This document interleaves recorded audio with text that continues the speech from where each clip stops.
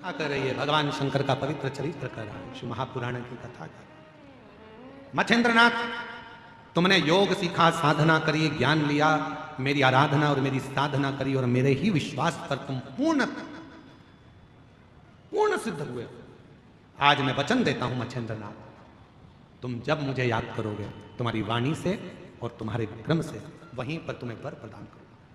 मेरा ही अंश ज्ञान के रूप में तुम में गया है, इसलिए मच्छेंद्रनाथ तुम कोई अलग नहीं, शिव का ही एक स्वरूप हो गए और लोग तुम्हें गुरु मच्छेंद्रनाथ के नाम से पूछेंगे। गुरु मच्छेंद्र, बोल गुरु मच्छेंद्रनाथ भगवान की। शिव का अंश गुरु मच्छेंद्रनाथ चलते चलते एक बहुत समय के बाद एक वन क्षेत्र में पहुंच गए। एक गांव के अंदर प्रवेश किया गुरु मच्छेंद्रनाथ जी ने, तो एक महिला, एक स्त्री दौड़ती आ गई। बाबा बाबा, खूब रोई। तुम पूछा, गुरु मच्छेंद्रनाथ ने पूछा कि तुम क्यों रो रही हो, क्यों रो रही हो, तुम्हारे रोने का कारण क्या है, क्यों रो रही हो तुम? गुरु मच्छेंद्रनाथ ने पूछा।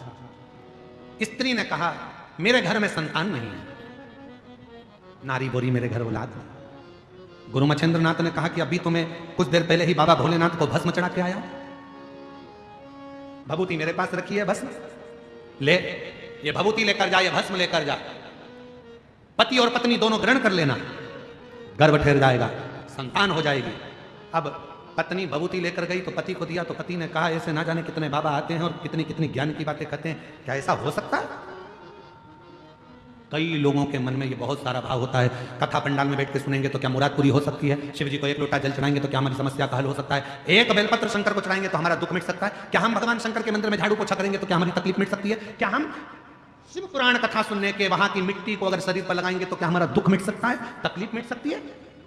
भाई, अगर विश्वास है तो भोलेनाथ भी है, और विश्वास नहीं, मानो तो मैं गंगा मां हूं और ना मानो तो बहता